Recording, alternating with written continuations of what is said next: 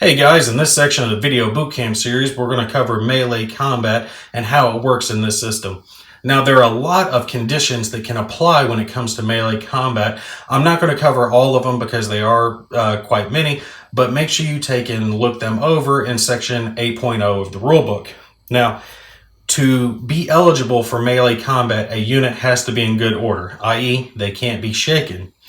Now, there are a bunch of non-melee eligible units. These are units who cannot participate in melee combat, period. I've got them listed on the screen for you now. So if these units were engaged in melee combat by an enemy unit, those units would automatically be eliminated at that point. They have to have a friendly melee eligible unit with them, or in a case of like a leader, a support weapon that makes them melee eligible to take and actually be engaged in melee combat without being automatically eliminated.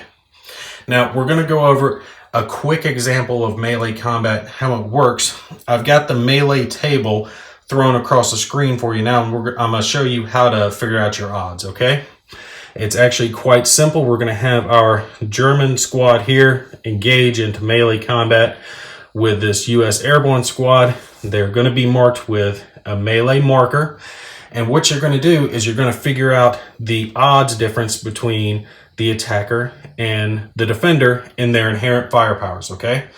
You're going to total all of the units and then compare. Our German has a 2, our American has a 2, and this gives us a difference of 1 to 1, okay? If you look on your melee table, that means that the attackers, the Germans, are going to need to roll an 8 or higher on a 2d6 roll to eliminate the defenders.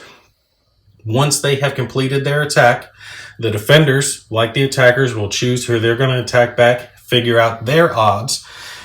In this case, the odds would be the same, 1 to 1, and they would also be rolling an 8 or higher to take and eliminate them. This combat is performed simultaneously, so you're not going to remove killed off units until after all the combat is completed. Now, there are a couple of specific examples I want to cover when it comes to some of the conditions that apply.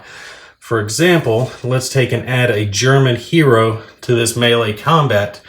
In this situation, the firepower is a 3 compared to the American 2.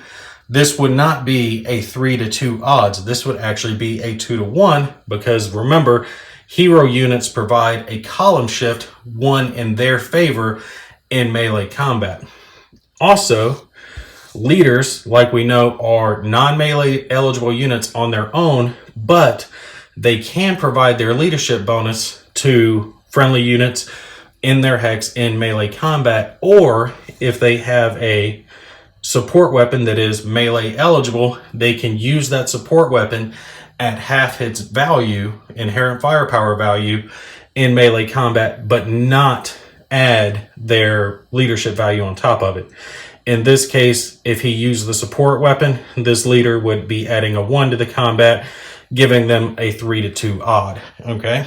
Now, the combat is going to continue until all of one side is killed or one side withdraws from the combat. Now, when it comes to withdrawing from the combat, you actually have to perform a morale check to successfully leave melee combat. You can leave melee combat by any type of movement with the exception of assault fire or stealth assault fire, because you're not going to be able to fire from a hex you're already in melee combat in and then move. So you can do an assault move or a normal move out of here, but not an assault fire move, okay? Now, units who leave, so let's say our German leader and squad here, they're all engaged in this melee combat. If they both successfully passed a morale check and left the hex, they could be outfired on by the remaining defending units in that hex. So sometimes you do want to leave behind a single unit to tie up all the units in melee combat so they do not have the ability to outfire on you. Now, something else that can be done for melee combat is to reinforce it. As an example here, we throw down an extra German squad. That squad on its impulse could take and move into this melee combat, reinforcing what's already happening. And if it had not been conducted that turn, the melee combat would go ahead and be initiated at that point. Now, if a unit is ambush capable, which we're going to cover in a later video, they still would be able to triple their inherent firepower when they reinforce the combat, but it would remain simultaneous instead of the first strike ability that they normally get when it comes to ambushes.